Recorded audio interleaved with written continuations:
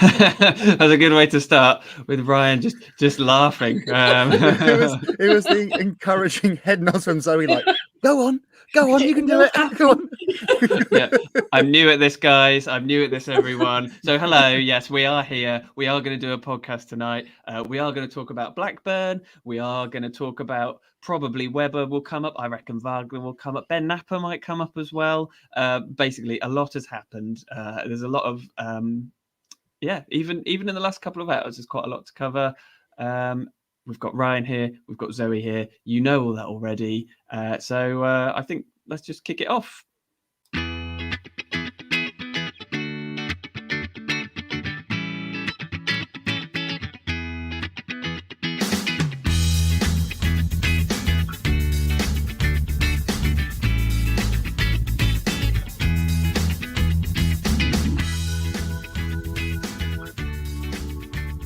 Hello and welcome to On the Ball, the Norwich City podcast that's been hoping to see a picture of a corner flag for about 24 hours now. Yes, 4 defeats in a row, the worst defence in the league, and a fan base that we'd politely described as being a little bit annoyed. It's not really gone very well since we last left you a couple of weeks ago. Yes, and all that, but still fewer official club statements over the weekend than a team who are just a bit sad that a ball might have crossed the line. So despite another crushing defeat in front of the nation this time, Wagner lives to fight another hapless high-pressing day on Saturday. We know that now. So we will fairly and even-handedly point fingers of blame if we can work out who's in charge. Use all our searing analysis to determine that it's not ideal to go into a big game 2-0 down after 15 minutes. Ryan's done a quiz about an even worse time in the club's history, so we can all get some bloody perspective. And when was the last time you missed an important engagement because you were in Brazil, allegedly? I'm Steve Sanders, aka at NCFCnumbers, and I feel that we're going to need some upbeat, easy listening for you on this week's pod. Well, we've got a veritable heart playlist of a panel that's meant as a compliment, but take it any way you like. First up, what greater positivity could you ask for than someone who actually predicted us to finish top of the championship this season? Felt like it was a nice thing reminding you of that previously, Zoe. I don't know whether it is now. It's Zoe Morgan. How are you, Zoe? Yeah, I'm good. I'm obviously wearing black tonight in mourning for the death of my prediction, I would say. Probably first is becoming out of our reach. I mean, we can still go for second, perhaps, but it's looking tough at this stage. Yeah, I mean, a win at Portman Road, and if we've forward, we're bridging the gap, aren't we? I promise to stop mentioning that if the season continues to deteriorate. I'm not doing you any favours there. And making Czech's Notes his first appearance of the season, which seems hard to believe, but some say he's been mourning the departure of Daniel Sinani. But I'm pleased to say that he's here and he's smiling even. It's Ryan Livermore. Ryan, it's great to have you back on. How are you doing? Thank you, man. I forgot all about Daniel Sinani. Now that you've opened up a whole can of worms, I'm having flashbacks now of roughly, 15 months ago? What was it? Player of the season? Yeah. Oh, dear. Good times, man. Good times. Back before all this. Yeah, I think, I've literally just introduced you both by bringing up bad predictions. I've just realised that. The credentials for us to be on this podcast are withering away as we speak. Yeah, and let's not even go over some of my previous ones because I'm not in a good place as far as that goes. I mean, maybe we long for Daniel Sinani now. Are we short of a winger? Oh no, we're not. We have lots of those. Well, thank you very much, both of you, for joining. I think feels like we've got a lot to get through, so I'm happy that we crack on. Please, everyone, get your comments and questions in as ever. We will pick out and read as many as we can, even the ones who say, "I thought you'd given up on this," as we got last week. Beck has started off by saying, "Sleepwalking into League One, zombie apocalypse at Carrow Road Sunday, as could hear a pin drop after the third goal." So that sort of sets us up nicely for the way we're going on. So yes, without further ado, let's crack on with the headline act.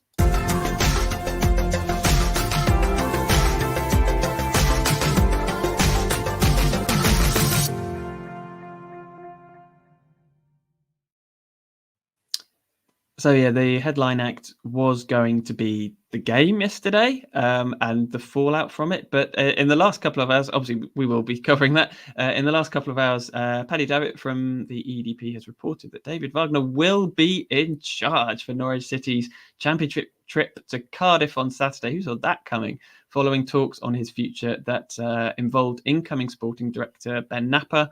Knapper, who, as we said last week, and I think most people probably know, begins his role on the 27th of November, was part of the discussions on Wagner's future following the defeat at Sunderland. Apparently, they've seen enough since then to keep him on for another game. Meanwhile, the same report claims the current sporting director, Stuart Webber, who is still expected to stand down when Knapper takes over without a long handover period, did not attend the game against Blackburn Rovers yesterday, as he's believed to have been in Brazil watching youth games and meeting officials.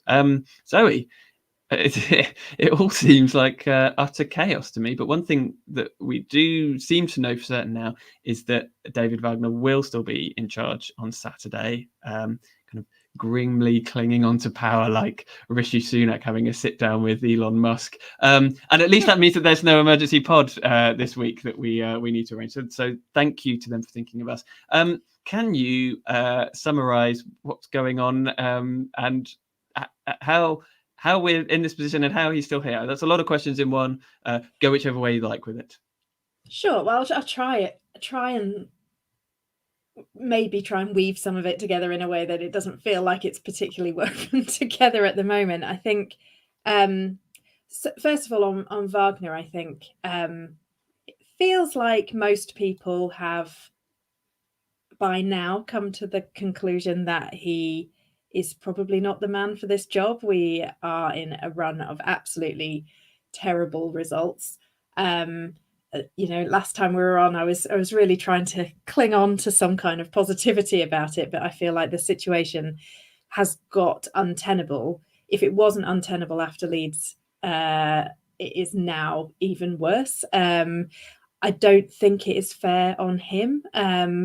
He seems to be breaking down sort of in every interview that you see with him. He is the sort of the glint in his eye is fading, as we speak. I feel like he feels like a dead man walking, and yet he's still got a job. He's still expected to be the guy that goes out, talks to the media, has to be the kind of face of everything.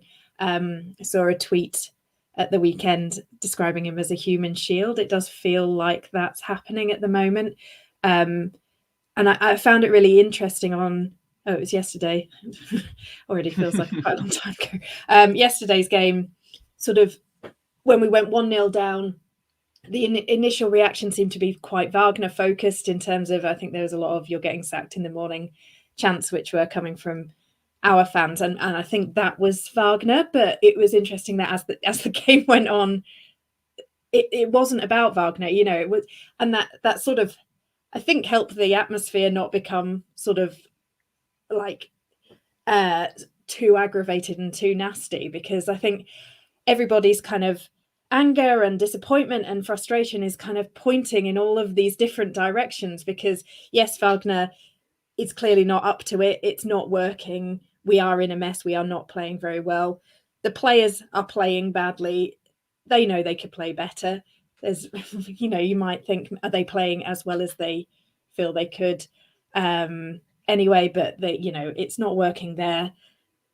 The board are sort of in this weird state of limbo as we move towards Atanasio taking full ownership. You would assume that's been given a 3-year waiting period almost. It's like being sort of waiting for an operation on the NHS or something, like just waiting for whatever you've got to magically sort of fix itself before you have to actually go under the knife. Like that's weird. You've got the whole Webber Knapper thing.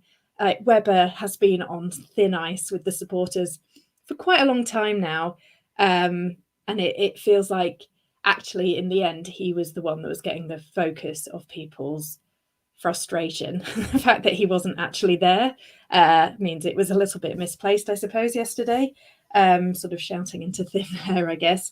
But the whole situation with him, if you try and be as nice as possible, which I always do try and be about this situation, for a man who came in with such a big reputation, who achieved so much in a relatively short period of time, has since spent at least the last 2 years and probably the last 3 picking apart his legacy at this club, sort of conversation, action, signing, what, like by one, each thing, sort of like it's sort of, he built something very quickly and then he has spent 3 years sort of taking it completely apart. And I worry that, you know, for him, who seemed to be a very ambitious man, you know, we were talking about him sort of leaving us for Barcelona or somewhere, you know, somewhere else absolutely massive. That's not going to happen now. And it's one thing having an ego, a lot of confidence in yourself, some good self-PR, I suppose. And it's another thing completely failing to see you are overseeing a failure. And that is what is happening at the moment. He is going to leave this club in a worse position than when he started. Yes, the training facilities are a lot better. Great. But the actual playing side of the club is no better than when he started. It's making Farke look more and more like a genius every 10 minutes. You know, that sort of unbreakable partnership of the two of them starting to look like, well, how much of it was Farke and how much of it was actually Webber? And now we're in this strange situation where he's still got a job, but apparently not doing it. You know, not being there yesterday, I think, is a complete dereliction of duty. If he is going to be in charge, they need to start taking action. Sounds like they've maybe had a conversation today, but with one person not in the country, another person hadn't started yet. Is the conversation, well, let's give it another week because then we get an international break. Maybe we can think about things again. If we lose again at Cardiff, it's only getting worse. And it's not fair on the fans, and it's not fair on all of the people that would rather go to Carrow Road than perhaps go and do something else that they fancy, you know, that they fancy doing. This is the thing that we are all passionate about. And to have somebody that has clearly lost that passion and lost that interest, but who is still hanging on in a job, it's quite difficult to come to terms with that. And I think that's why the fans are getting upset. And I think that's why everybody wants a change. I mean, here, I couldn't have put that any better myself. And that's all for today's On the Ball. Thanks for coming. Thanks for coming. No, I mean, a lot of very good points raised by Zoe. And I think, is it 2 years since to the day since Farke left today? So happy anniversary, everyone. So I mean, Ryan, I don't know if there's much more to add to what Zoe said, but it certainly feels like this period of limbo with the sporting director role, where there's apparently a handover, but at the moment it feels like we might have 2 people doing the sporting director job, or possibly we have no people doing the sporting director job, is not helping. In fact, is very much hindering the situation with the manager, which potentially otherwise would have been resolved by now. I mean, is that the way that you see it, or have you got a different take?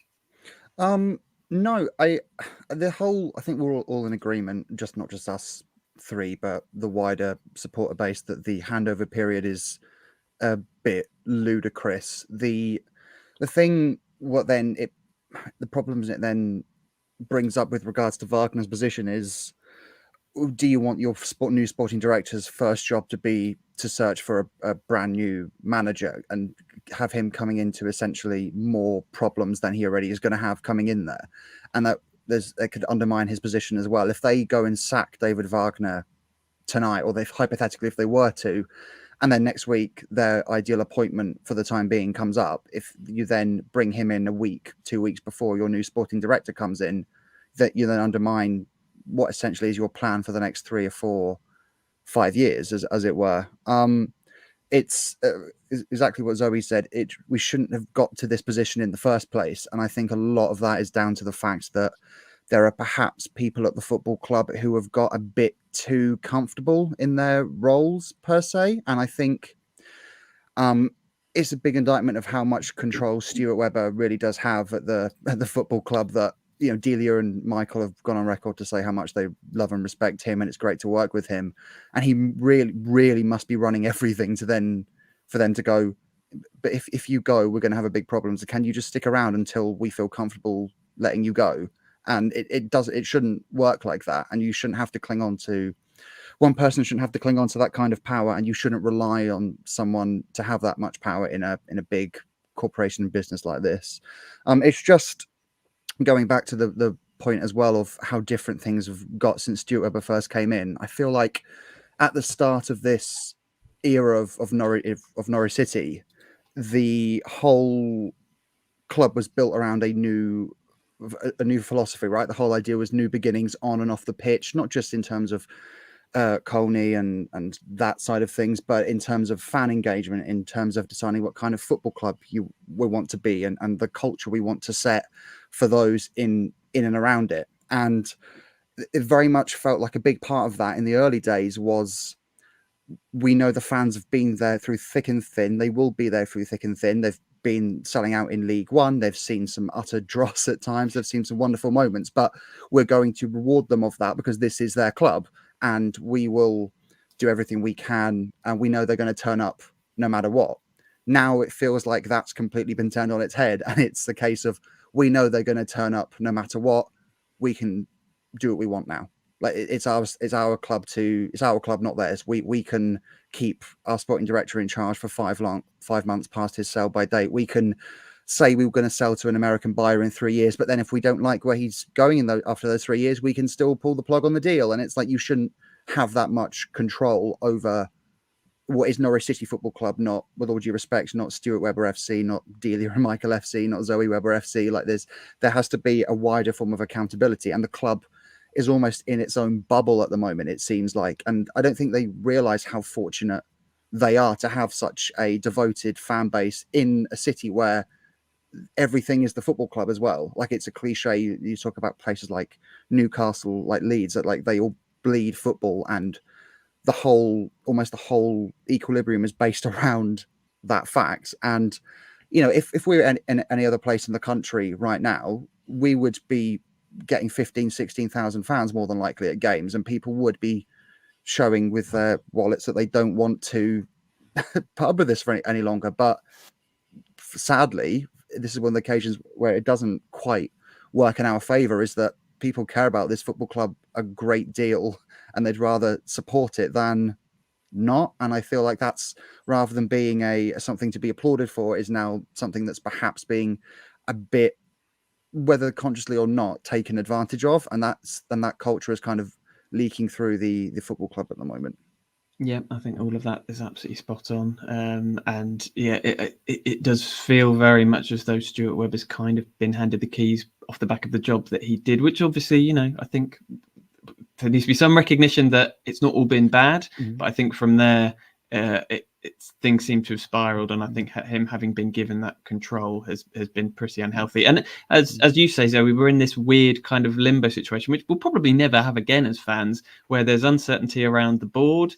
There's uncertainty around the sporting director role, or at least we know that they're all in kind of transition periods. And the same with the manager ultimately as well, who, although he's still there, kind of is a bit of a dead man walking, really. It's hard to see how he will, unless we suddenly turn things around on Saturday. It's hard to see how he carries on as well. So yeah, go on, Ryan. Sorry, Steve. I think a lot can be said as well over the last few years, how many key members of staff have also left, like Kieran Scott to Middlesbrough and Greg Broughton to Blackburn as well at the start of that reign. These are all like valuable clogs in the system who have gradually gone one by one. And I'm sure they have been replaced in some vicinity, but clearly not to the level they were performing at before, because here we are. And that's not to say that those people would have solved the problem by staying here, nor were they not culpable for some of the poor recruitment in 21-22 or 19-20 in the Premier League seasons. But it does feel like, as much as Stuart Webber does deserve some credit, as you say, Steve, for everything that has been built up positively, he's not going to have done that entirely by himself. There are other clogs in that machine that perhaps aren't there anymore, that are certainly contributing to a gradual decline in those regions of the football club. And for, sorry, go on, Zoe. Sorry, Steve. I was just going to say, I don't want to come over all high performance on everyone, but the idea of, you know, good leadership and really strong leadership is not about oh, if I'm not there, everything falls apart. You know, you can't build an organisation of the size of this football club based around one man's presence. And whether Delia and Michael thought that Stuart Webber would one day leave because he was joining Barcelona, or because one day they would fire him because he wasn't doing a good job, their responsibility was making sure that when he wasn't there, for whatever reason, the club could still function at a level that he had brought it to, hopefully, you know, at that high level.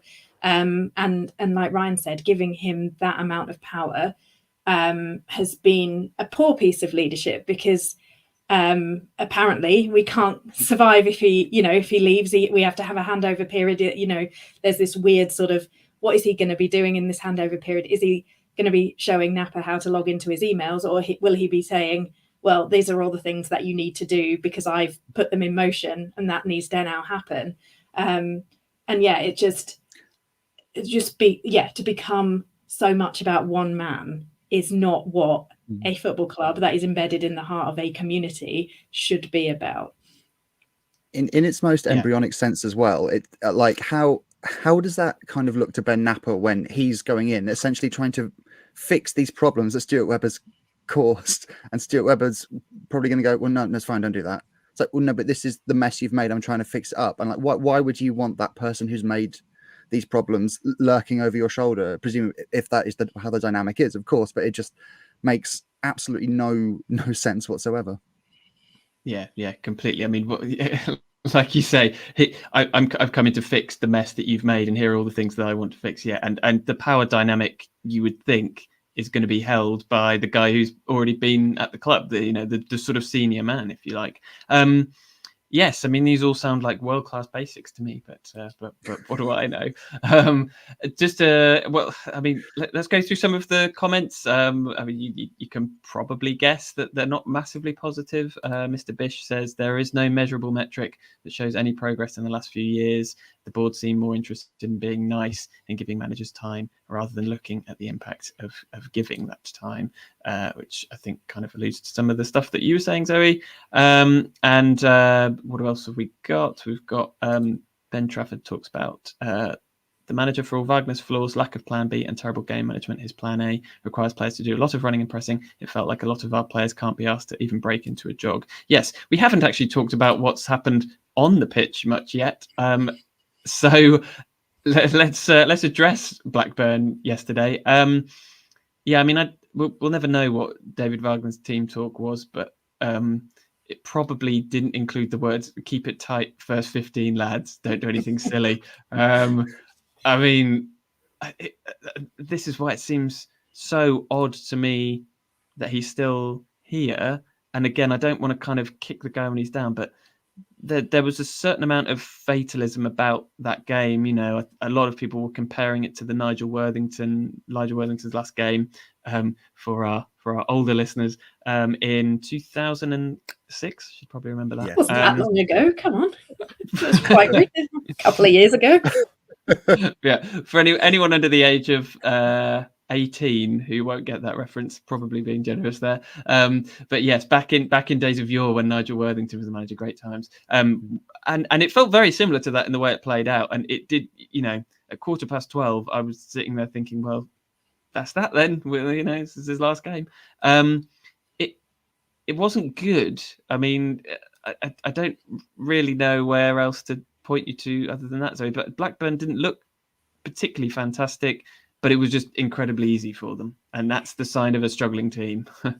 Absolutely. They didn't need many shots at all. They didn't need many shots on target because, you know, when you're stood in front of basically an open goal, you don't really, you know, it's not that difficult to get it in. I would say, they didn't start with any particular intensity. We just let them have it. And it bafflingly bad. Like that first half, I think I made a comment saying I don't think I've seen us play this badly for at least 5 years. It felt bad.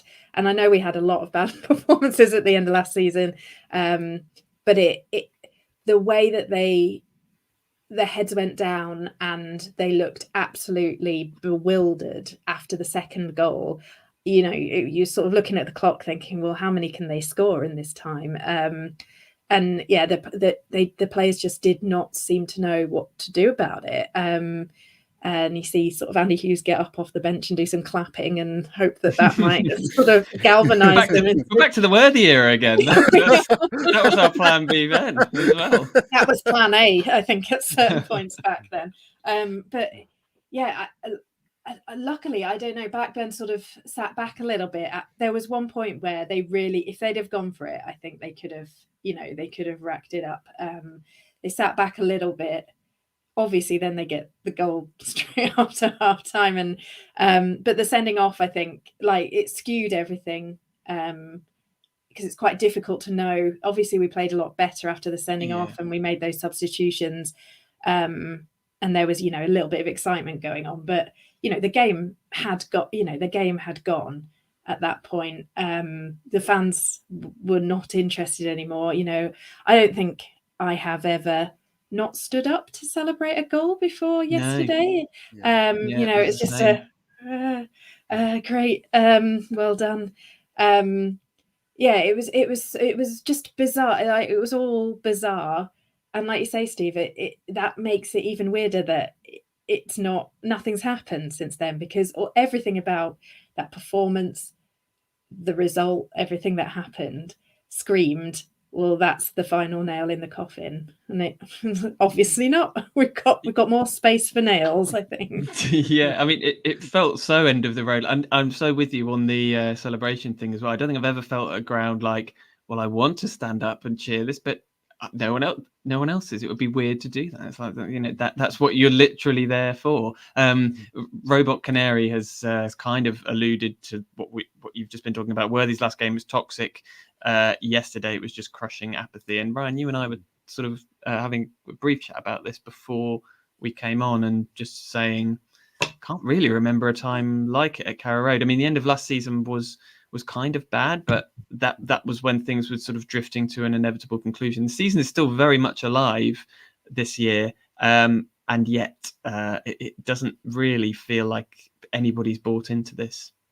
Well, no, not certainly since September anyway. But yeah, it was weird because obviously yesterday, early kickoff on a Sunday, we know it takes people a while to get into the ground anyway with the ticketing systems and whatnot. But yeah, early kickoff, and it was, of course, Remembrance Sunday, so things are going to be a bit subdued, and then the sky of it all as well. So the players do come out earlier.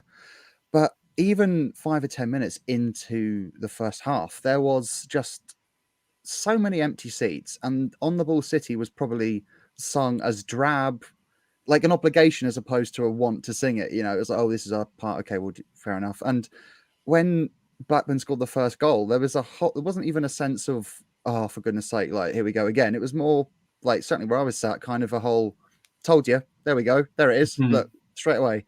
And it's horrible that we've come to expect this disappointment, and the only thing worse than getting angry is just having no feeling towards anything, and the apathy around the place at the moment does make it feel completely soulless. And I think that's because it doesn't look like there's an end to this in sight, or at least no actions that are going to do to ignite any change, certainly. And I think Norwich are fortunate that the quality of the bottom teams in the division, with all due respect, like the banker teams at the bottom, is so much so that they have a chance of getting dragged into a fight, but they will probably ultimately be okay. But had we been looking at a championship landscape of about 10, 15 years ago, they are so in the mud. But now they're still like 7 points off the bottom three, which seems like an age away, despite the fact that they are so very bad. But I think everyone's just had enough now, and that's the worst thing you could do when you support a football club, just not care. I think that then realize they're shouting at a brick wall. There's nothing to shout positively about. So let's just kind of sit back and have a nice day out. Why not? Watch some football. Watch your team get spanked. Why not? I'm really worried that one of those banker teams is our next home game at Carrow Road. the gap might not look quite so big after QPR visited, but that feels like a long way in the future. I mean, I suppose the thing to say is that these things do tend to be cyclical, and actually in a month's time we will have a new sporting director. In all likelihood, right? That's the way things look like they're playing out, and the same with the manager as well. So although it feels hopeless at the moment, things will be different in a month's time. It's just we don't know what that's going to look like and how it's going to be. And I think the worry is that the current trajectory is going to be like, trying to kind of turn a cruise liner around the way things are currently going. I think that's kind of the issue as well, as much as I'm sure Ben Knapper, they would have done their due process and chosen the person they believe is the right one to take the club forward in light of all the other changes coming in. But it's not like a pre-existing sporting director where we know how he runs a football club. We know what his philosophy is, how he wants to manage a championship team. And don't get me wrong, that's not necessarily a bad thing, because it can be quite exciting. But we're in a point at the moment where that unknown isn't necessarily something to be excited about, say, when it was 6 years ago, because the club looks like it's only going one way at the moment.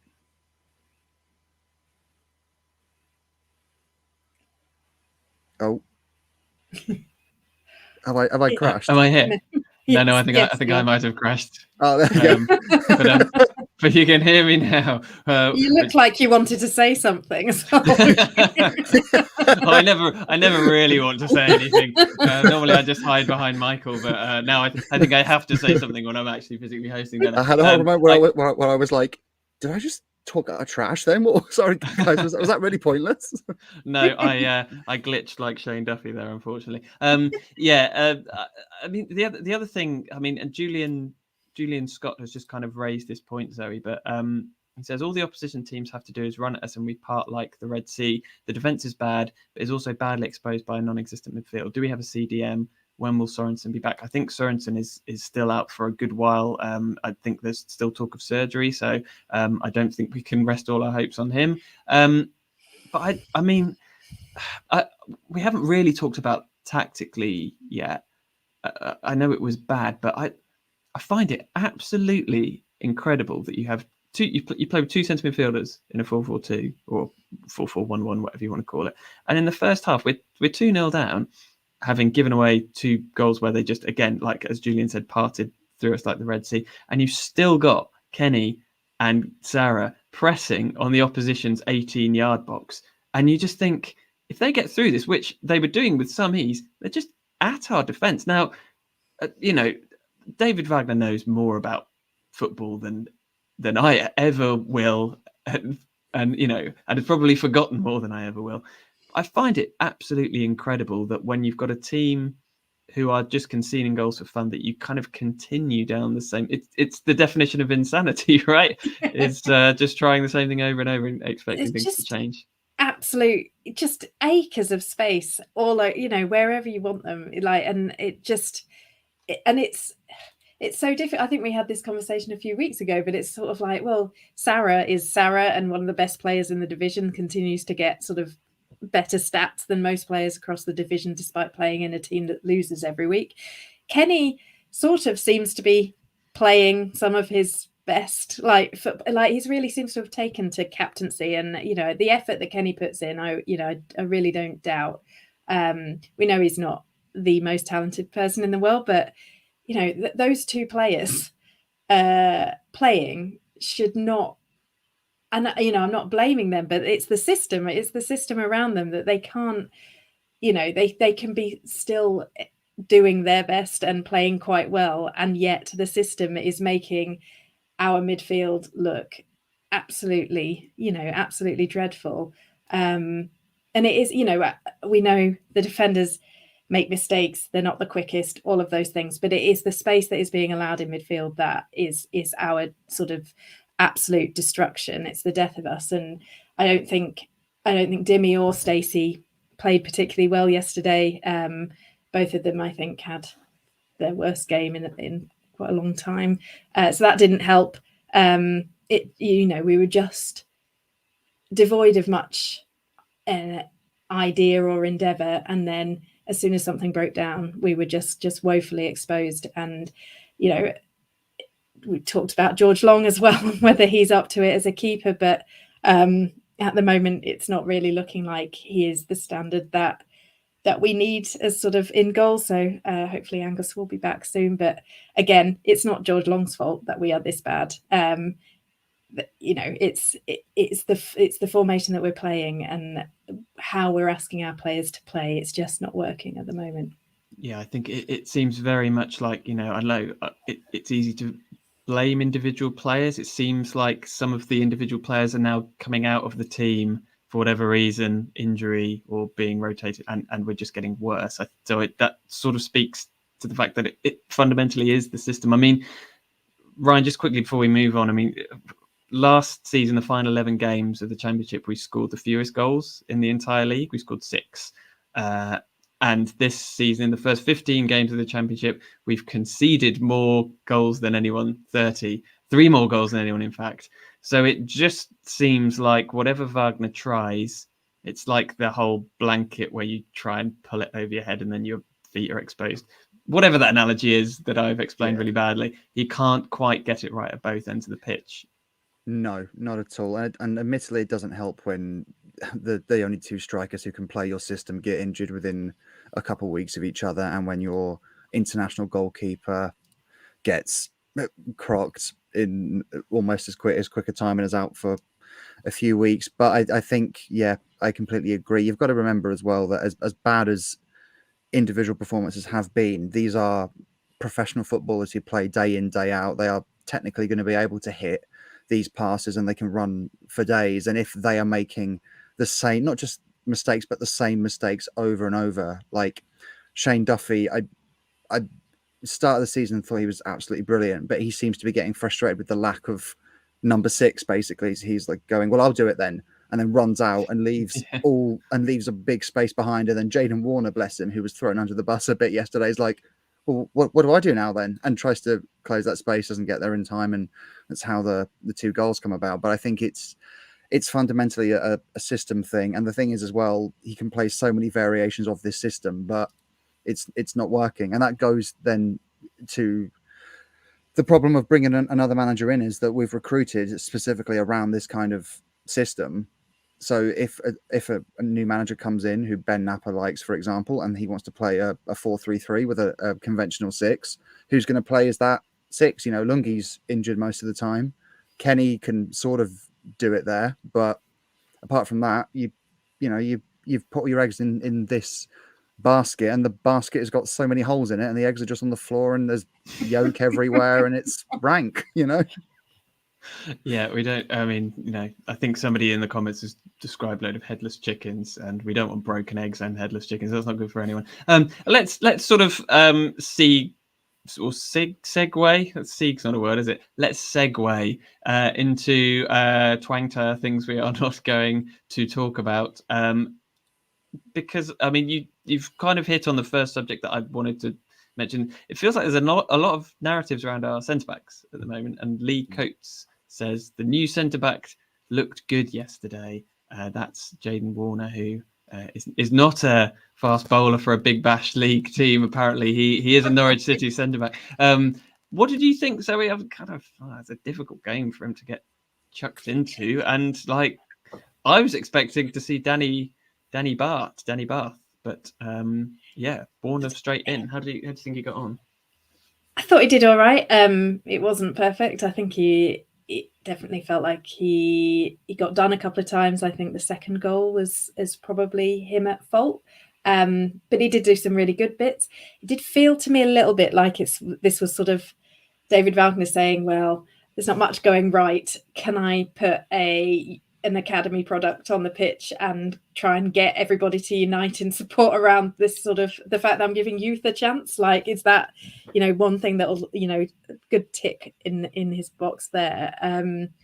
And it was quite heartwarming to hear him get a nice round of applause every time he didn't mess it up, which is quite sweet. He looks good. He looks like he covers a lot of ground. He didn't look completely out of place. Definitely one for the future. But as you say, Steve, it's a lot to throw him in there. The way things are going at the moment sort of smacks a bit of when Johnny Rowe became sort of the only good thing about the end of a sort of disastrous Premier League season. It's like, well, we'll put Rowe on for a bit just so everyone can get a bit excited. And row at that point was nowhere near what we're seeing now. It's like, actually, when you strip everything away, that's not enough to get excited about, I would say. Yeah, I mean, talk about end of managerial days and signs that the game's up. I definitely think that finishing with a back four of Poeta, McLean, and two academy products. I was thinking, I had a little look back. I think before last week, I don't think any of them had started a league game in defence other than one game that Kenny played at left back, which was against Luton last year when he got sent off. So I don't think any of them had started the game as a defender, and yet they were our back four. A wonderful mix. So part of that is because Ben Gibson is out until Christmas. Grant Hanley was back playing for the under-23s, although they conceded a few as well, I think, in the week, and was the face of Sky's build-up for this game, which maybe shows they haven't been paying a lot of attention to us this season. And yeah, obviously, we can kind of get on to Danny Bath. Are we calling him Bath or Bart? I'm never really sure. He hasn't actually played enough yet for me to know. I think is it Danny Bat? I thought it was Danny Bat. Danny Bat. Bat, or yeah. Bath? Does it depend whether you're northern or not? Bat. I don't know.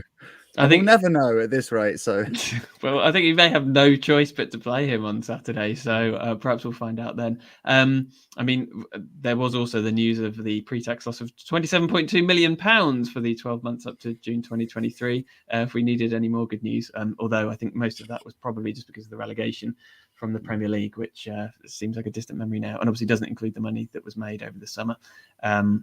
So yes, that'll obviously all be recouped in June by June 2024. I've no doubt. I do doubt that. And then the only other thing I was going to mention, because somebody asked me about it on Twitter, was about our record when Welcome to the Jungle plays and how much how ironic that is as walk-on music at the moment, because it couldn't be less like entering a jungle. I mean, I don't know if either of you are Guns N' Roses fans. But it does, yeah. It's not really working at the moment, is it? It is not. No.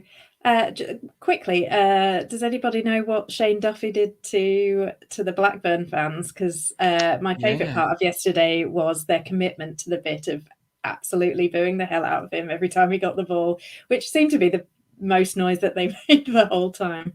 I did a bit of research on the internet, but it just seems like he had a disastrous last couple of games for them, and scored 2 own goals and got sent off in the last 3. Yeah, and then he left. But it seems like apparently they liked him before that. So yes, seems like don't get on the wrong side of Blackburn fans. It seems. Yeah, I guess if you do the double whammy of, well, the triple whammy of red card plus own goals and then buggering off to a championship rival, that's probably not going to go down. They're always quite polite to Grant Hanley, though, aren't they? So yeah, they always seem to like him. So yeah, it surprised me, but it was quite fun. Yeah, that seemed to be the only thing that they got exercised or excited about over the entire 90 minutes. Ryan, was there anything that you did/didn't want to talk about?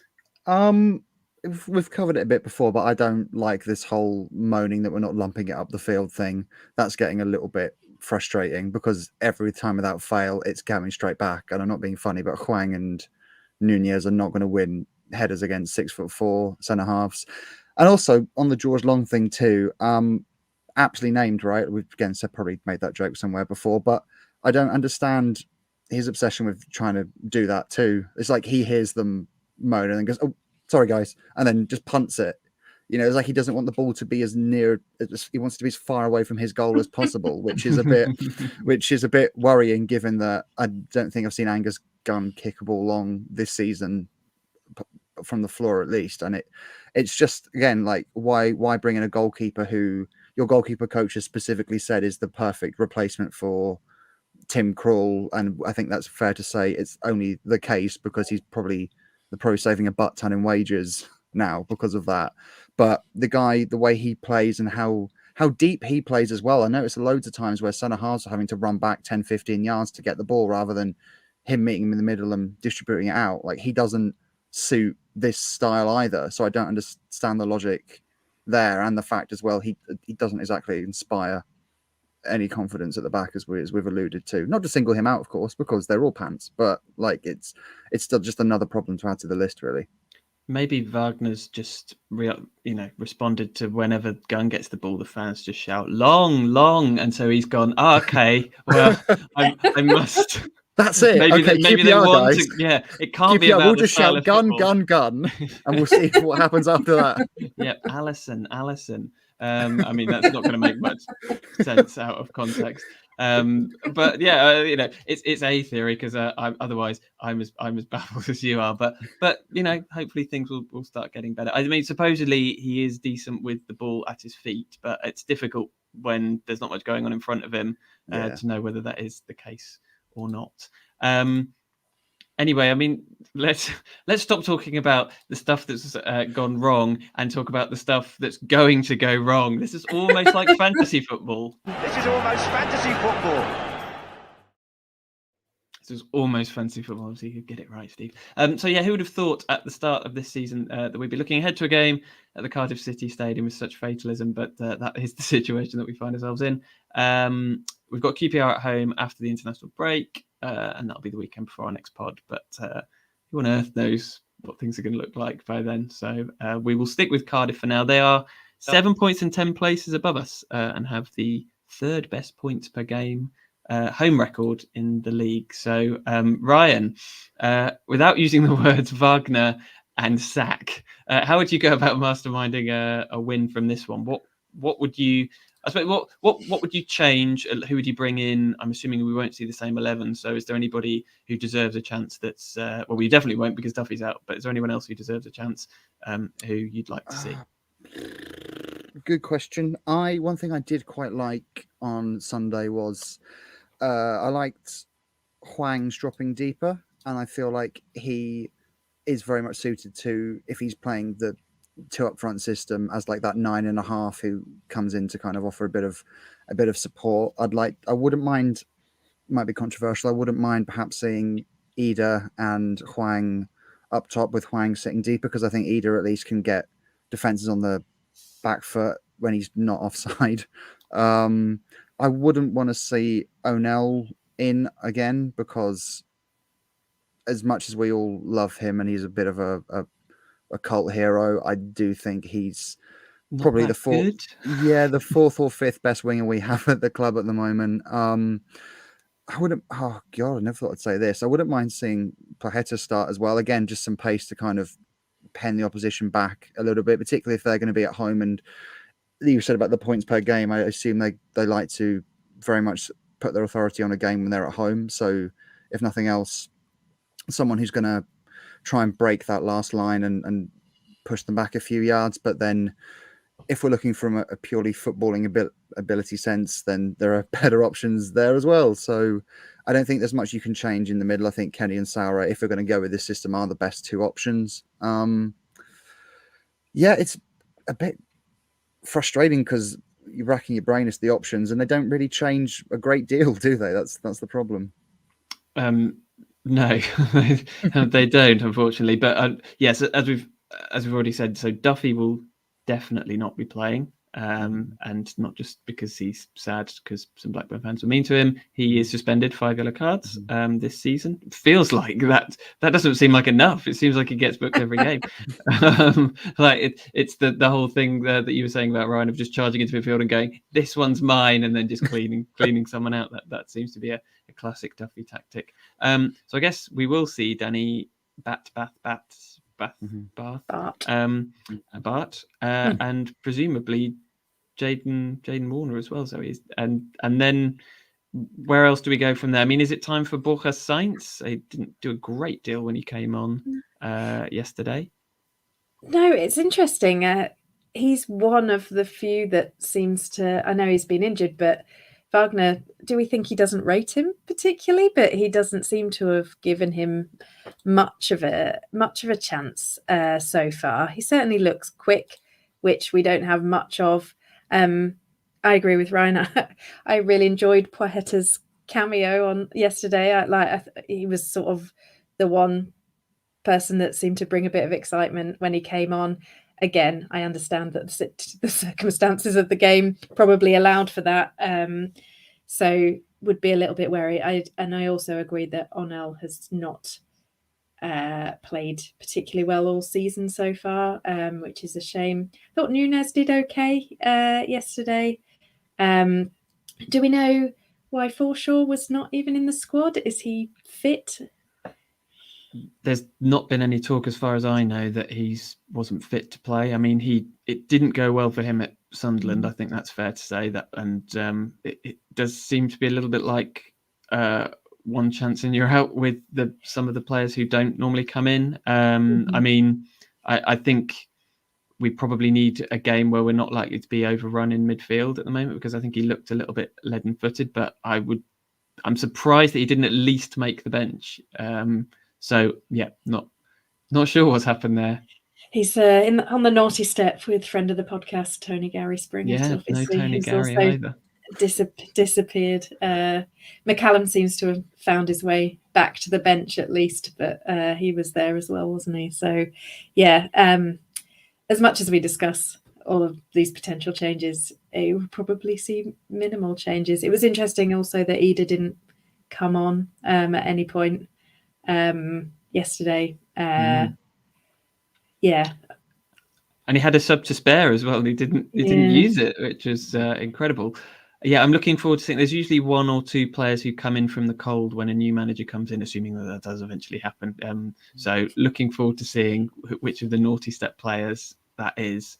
Do you remember, was it Simon Lappin? I think it was, wasn't it? After I remember Lappin being literally out in the cold for about 2 years, I think, and hanging around. And then when Glenn Roeder left, he was like, right. I mean, we still got relegated that year, but it was nice to see him back.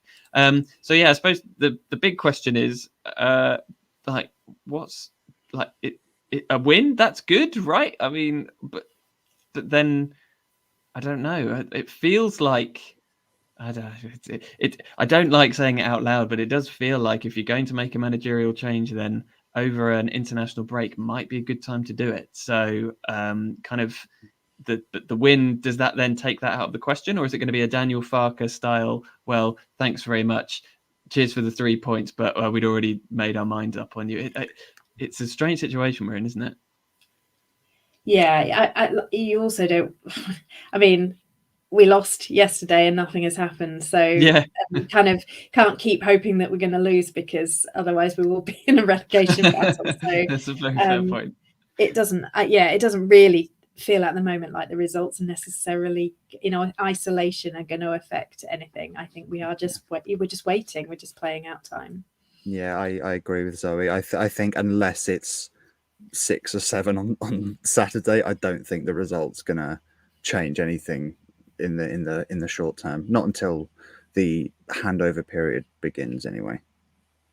Right, well, that's something to look forward to for Saturday then. It's a good job we're not doing another one of these for 3 weeks. Like I say, it'll all be different by the time that we're back. Anyway, I think that probably covers everything that we've got to look forward to. As it was quite a short section, but maybe that's apt. So we'll move on to Any Other Business then, which has been sadly neglected through no other reason than I've forgotten it's in the running order. But this time we do have something that is well worth waiting for. And as regular listeners will know, when Ryan's here, the quiz is here. Zoe's pulling a face, which I'm assuming is not because Ryan's done a quiz. Well, maybe it is, but more a reflection on, are we going to be able to answer the questions? This can only go badly for Zoe and I, unfortunately. But Ryan, I'll hand over to you, because you've already given us the theme. It's just yes, I have. Fantastic. This is a segment with the working title of "Do you think you're better off alone?" That's as good as I've got. So as you know, this is the worst start to a championship season for 15 years now. My goodness me, how time flies. And that season, when we were relegated from the championship to League One, I counted 14 loan players across the course of a season. Hence the title, right? There we go. There it is. So what we are going to do is I'm going to put some some player name, well, not player names to you. I want you to guess who the players are from their career path. So I'm going to start reading out players, the teams in chronological order from who they started their career with until finish. And it's up to you to buzz in and guess when you think you know who the player is. So I am going to need, I've sprung this on you, I'm going to need a buzzer from each of you. Honk. Nice. Hot dog. Nice. Super duper. And I will say as well, if you go hot dog or honk, you do your answer, you get it wrong, you are locked out until the next person guesses.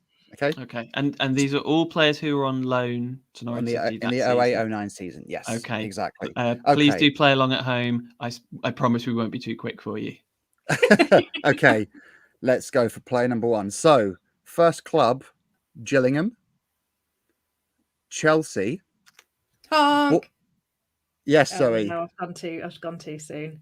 I was going to say Ryan Bertrand. Oh, yeah, she's got it. Oh, nice. Wow. Nice. That's a great shout. I'll just take the next 5 minutes off. It's fine. I'm quite happy that was real quick. Very good. Well, it was only the Chelsea bit. I was a bit worried when you were about to continue on. But I think he did have another loan before us, didn't he? So he did. He was on loan at Bournemouth twice, then Oldham, then twice for Norwich, then Reading, Forest, Villa, Southampton, and then Leicester most recently. And then at some point won a Champions League final in between all of that. Yeah, in 2012. And grew a good beard too, which I never thought was possible. Even more impressively. Okay, player number 2. All right. Aston Villa, Torquay on loan, Port Vale on loan, Burnley, Rotherham, Cardiff, Ipswich, Crystal Palace, Norwich on loan, Huddersfield. Zoe? Alan Lee? Yes! 2 for 2. Wow. Yeah. Ipswich was the giveaway. Yeah, Ipswich, yeah, it was Ipswich. I'd forgotten it was that year, actually. I thought maybe he was United. But... And apparently he wanted to join all that the following summer, but we got Grant Holt instead. How things would have been different, eh, guys? Yeah. Well, probably be in League 2. And yet the same. Yeah. Oh, dear. Right, okay. Player number 3. This one might be a bit more obvious.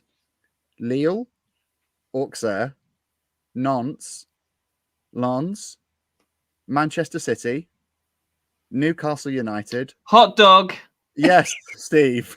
Antoine Sobieski. Yes! 2 for 1. That's a good one. Thank God I'm in the game. God, we had some shockingly bad lads that year. Oh, it gets better. I was going to say, these are some of the better ones. Yeah. Yeah, exactly. Alrighty. So, next one. If you get this one, I mean, I will, I don't know, be impressed. Okay. Tottenham, Norwich on loan, Exeter on loan twice, Exeter permanently. Hot dog? Yes. Is it the best double-barreled player we've ever had? Is it Troy Archibald Henville? It is indeed. The scores are level at 2-2. Oh, God. Oh, I'm Leeds uniting this. Oh my gosh, you I'm are. sensing a 3-2 comeback here. And as with Leeds United, the biggest shock of all was that I was 2-0 up in the first. No. Okay, with right. your glorious Alan Lee goal just before half-time. Okay, player number 5. I will say, don't worry, I haven't done all 14 players, but we've got an abridged version. So, okay, player number 5, Shamrock Rovers, Longford Town, Cork City, Reading, Stockport County on loan, Norwich on loan, Charlton on loan, Colchester on loan, Leyton Orient, Southend, Leyton Orient, Royston Town on loan, and finished his career at Lucan United. Hot dog? Yeah, go on. Is it Jimmy Smith? No, you're incorrect. You're now frozen out, Zoe. You can have a stab in the dark at this. Good luck, Zoe. I mean, See, this is one I thought you were going to get, guys. I won't lie, because he made quite the impression towards the end of the season. Can we have them again? Well, I say we. I'm Yes, well you out can, of this now. absolutely. Can Zoe have them again? Yes. Shamrock, Longford Town, Cork City, Reading, Stockport, Norwich, Charlton, Colchester, Leyton Orient, Southend, Leyton Orient, Royston, Lucan United. The clue will be the squad number for the player, and he wore number 18. Oh, honk. Is it Leroy Lita? No. No. You are both frozen out. Would you like to both No pass one this wins. one? Okay, so that player Yeah, I think was so. David Mooney. Oh yeah. Oh God. Yeah. He did Very okay. different reactions. Yeah, he did He all did right. okay. He scored 4 or 5 goals. He did well. He was prolific. All right. Next. Oh, we've got to rock and roll over then. We've got to. We must have a winner. Yeah, absolutely. So okay, Super over. we've got another 4 to guess, guys. I've got another 4 to guess. Okay. Okay. Yes, let's do it. Okay, right. Fulham, Norwich on loan, Charlton on loan, Leyton Orient twice, Cambridge United, White Hawk, Chelmsford City, and he's currently playing at Barking. Oh, hot dog. I forget what that is. Honk dog. Honk dog. I've taken this podcast down a sinister route. Is it Elliot Omazusi? It is indeed, Steve. Oh, You've yeah. turned the game. You have leadsed it. Didn't You are he? Somerville. Yeah, thank you. Didn't he? Something go wrong? I don't want to libel the guy on, but I'm sure something happened with him after he left. Yeah, I'll look does into ring a that bell. while we're. Yes, there is a period. That's why it says it was Leyton Orient twice. I think there was a period during one of his spells where he then had to come back a few years later. But yes, Yes, I'll let you carry on, and I'll yes. look into that. Anyway, let's move on. Okay, this next player is Bristol City, Reading, Charlton on loan, Norwich on loan. Yes, Honk. Is this one Leroy Lita? it is Leroy Lisa. Yeah. We're at 3-3 and there's 2 Charlton to and go. Reading. This is exciting. Oh, yeah, he's had quite the career. It was then Borough, Swansea, Birmingham, Sheffield Wednesday, Brighton, Barnsley, Notts County, AO Chania, Yeovil, Sisaket, Margate, Salisbury. He's going for ages, Leroy Lita. Oh, what a guy. Okay, Is right. he next still play- playing? I was going to say we wanna need a striker, don't we? We're still. I want to say he retired in 2020 with Nuneaton, but I could be wrong. But that was I'll his look last into club, that was as well. Nuneaton. All righty, next player. We're at 3-3. Melbourne Knights, Melbourne Victory, Fulham, Norwich on loan, Hot Melbourne dog. Yes, Is it Adrian Leia? it is I don't know how you indeed. say it. Yeah. It is indeed. Adrian Leia, who played, I think, 1 game. I think he started the last day at Charlton, and that was it. Yeah, that was. Well, yeah. Can't really blame him for having had enough after that and deciding, I don't fancy any more of this. Leroy Lita, according to Wikipedia, at the age of 38, Leroy Halaru Bahari Lita still plays for Nuneaton Borough. Oh, amazing! And We need a striker. last year scored 16 and 18 for Ilkeston Town. So wow. still banging them in. Yeah, still banging them in. Okay, last question. Zoe, you need this to take it to a tiebreaker. Steve, you can seal the deal. All right. Banjul Hawks, Portsmouth, Norwich on loan. Honk. Yes, go on. Omar Karoma. Yes! I knew you had, there's such a confident honk. You got it. What I love about this game is this the only time in your life you will ever go, honk, Omar Karoma. It's making me feel a lot better about football. Good, Yeah, good. I'm like- glad. Like I say, I think play along at home. This will improve your mood, shouting honk Omar Karoma. All righty. So this is winner takes all. Are you ready? Ready. Celtic, Norwich on loan. That's it. Honk? Hot dog? This never happens on catchphrase, does it? They forget what their buzzer is. Is that John Kennedy? It is John Kennedy. It is Who indeed. shares his name with the winning goal scorer from the Copa America Yes, yeah. from Yeah. over the weekend. Also a president. And a president, yeah. Yeah. In many ways, I think the greatest John Kennedy of the three was on loan from Celtic. I think he got a career-ending injury, didn't he? He did quite soon after the loan. I think he coaches at Celtic now. He's been there for a few years. Yeah, and plays in Brazil as well, seemingly. Yeah, of course. Just to tidy up the Elliot Omazusi thing, he has nothing under his. He has no controversy section on Wikipedia, so I would like to apologise if. And now we can all just guess. That's the next round, guys. Is guess the controversy. By all accounts, a great guy, lovely man. Wish I'd never brought that up. Just in case, maybe don't say that either. We just don't know at this point. So. Yeah, I may have won the quiz, but at what cost? Omazusi. Thank you, Ryan. As ever, Thank you. Thank you, Ryan. A complete joy and also utterly excruciating for both Zoe and I. But I think we got most of the names between us. So, I feel like we did okay. Okay. I mean, other panelists have been on and done a lot worse than we just demonstrated there. So let's take that. But thank you ever so much, Ryan. And I mean, already can't wait for the next one. And feel slightly better about our current squad, knowing that that was what we were subjected to 15 years ago. Even though we've just been like, oh yeah, he was quite good actually. Oh yeah, he was. I mean, I stand by it as far as Leroy Lita's concerned. I'd still take him now. However, I think that's probably all for today's On the Ball, the Norwich City podcast, in which emotions run wild, memories unfold, and honesty dances amidst lingering curiosity. As a genuine Twitter review from the last episode. So thank you very much, Josh. We genuinely did appreciate that one.